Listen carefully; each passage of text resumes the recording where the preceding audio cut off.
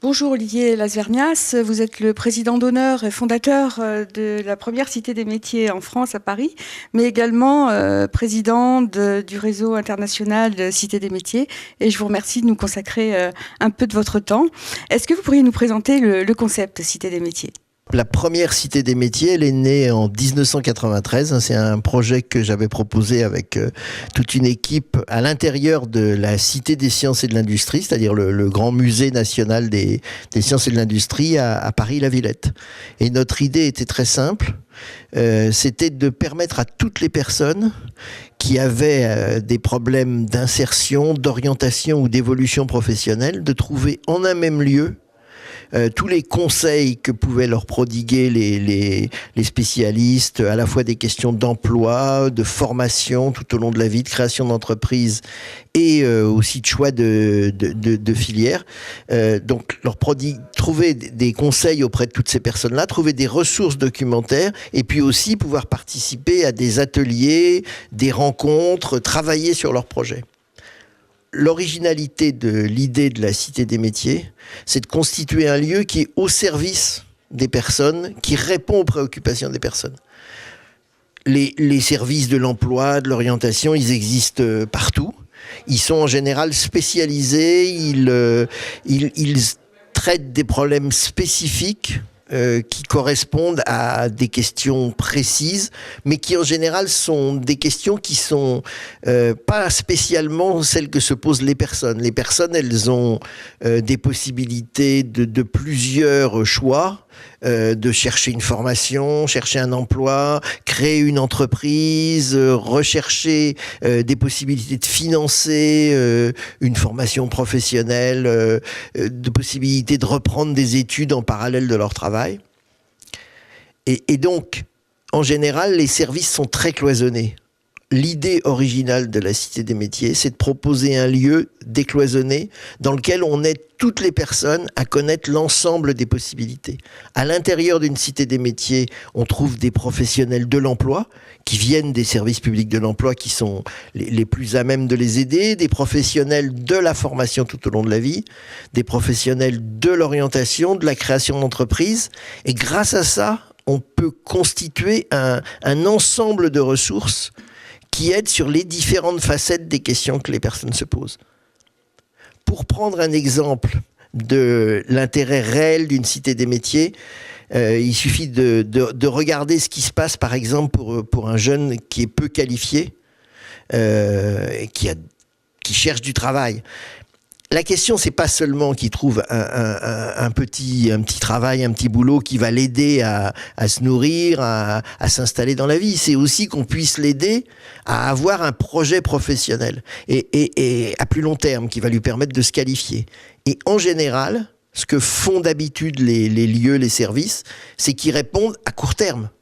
Une Cité des métiers, c'est un lieu où on peut être rassuré à court terme parce qu'on va trouver une opportunité d'emploi qui n'est pas forcément, par exemple, très qualifiée. Mais on va aussi pouvoir travailler dans la durée à un projet professionnel, se dire qu'on va commencer par ce travail-là, mais on va en plus faire un projet de formation complémentaire, trouver les moyens de le financer. Et sur cet exemple, on voit bien que travailler à la fois à court terme et à long terme, c'est très important. Un autre exemple de l'intérêt des cités des métiers, c'est par exemple les personnes qui ont plusieurs statuts. Souvent, les gens ont un projet de créer une activité complémentaire parce que leur revenu principal ne leur suffit pas. Donc, on a des statuts type auto-entrepreneur, créateur d'entreprise à temps partiel ou intervenant complémentaire. Les personnes qui sont dans cette situation-là, elles ont à la fois des problèmes de salariés, mais aussi des problèmes de créateurs d'entreprise. Elles ont aussi des problèmes de développement de leurs propres compétences, justement pour monter ce projet de création d'activités professionnelles. Et là encore, les cités des métiers montrent vraiment leur performance, leur intérêt. On peut à la fois trouver des conseils pour continuer sa vie de salarié, mais en même temps, tous les conseils pour la création de son activité professionnelle et pour le développement d'autres compétences. Les cités des métiers, c'est aussi des lieux dans lesquels, par exemple, les personnes peuvent se réunir avec des personnes qui ont les mêmes problèmes. Il y a les services de conseil classiques, il y a une documentation, des outils Internet, un centre de documentation, mais il y a aussi des ateliers, des clubs spécialisés, des forums dans lesquels on va pouvoir rencontrer un réseau associatif, un ensemble de pairs qui vont aider les personnes à aller plus loin sur tel ou tel type de problème pour lesquels, en général, on se sent isolé. Mais là, tout d'un coup, on trouve qu'on n'est pas le seul et on trouve du conseil. Si je comprends bien, une cité des métiers, ça marche aussi parce qu'il y a des partenaires qui sont fédérés autour d'un projet.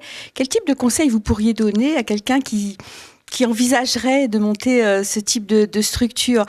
Qu'est-ce qu'il lui faut savoir avant de démarrer? La cité des métiers, c'est vraiment le projet d'un service qui est centré sur les personnes. Et pour faire un service vraiment centré sur les personnes, il faut savoir s'appuyer sur les compétences qui existent. Donc faire une cité des métiers, c'est tout d'abord aller chercher des partenaires qui ont compétences. On ne peut pas faire une cité des métiers, quel que soit le pays, sans associer le service public de l'emploi du pays. On ne peut pas faire une cité des métiers, quel que soit le pays, sans associer les services, les organismes de formation qui existent. Évidemment, sans associer aussi les acteurs du tissu économique. C'est ça le principe de base. Et puis, il y a tout un tiers secteur d'organisations non gouvernementales, d'associations, de groupes de personnes qui peuvent aussi entraider. Donc la base de la Cité des métiers, c'est constituer un groupe d'acteurs qui ont vraiment envie, tous ensemble, d'aider les personnes à trouver les meilleures solutions. L'idée Cité des métiers, c'est une idée vraiment agrégative.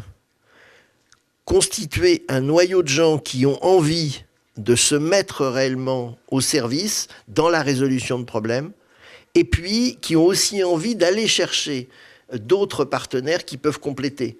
On va compléter en ajoutant des partenaires qui sont spécialistes de la création d'entreprises. On va compléter en allant chercher des branches professionnelles qui justement correspondent à des besoins de compétences. On va compléter parce qu'on va s'associer à des réseaux d'entraide. On va aller chercher les élus pour leur dire qu'effectivement, dans leur permanence municipale ou dans leur permanence départementale, ils rencontrent des personnes perdues. Donc la Cité des métiers va les aider.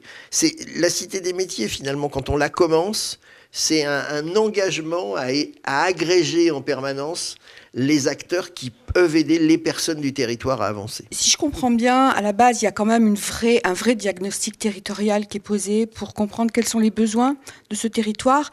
Et il y a une formule que vous reprenez souvent en disant les cités des métiers, elles sont toutes identiques, toutes différentes, ou toutes pareilles, toutes différentes. C'est un peu ça, non? Il y a un tronc commun, mais en même temps, en fonction des réalités territoriales ou sectorielles, je ne sais pas, elles peuvent après ajouter des briques ou ajouter des partenariats différents, toujours pour coller aux besoins des gens qui sont en présence sur ce territoire. Est-ce que je comprends bien si je dis ça? L'idée de base de la Cité des métiers, elle est extrêmement simple. Quand on réfléchit, quand on regarde une Cité des métiers fonctionner, on se dit mais vraiment, c'est pas sorcier. La Cité des métiers, c'est les partenaires au service des questions des habitants du territoire. Simplement, effectivement, pour que ça marche, il faut que ça soit vraiment au service des besoins.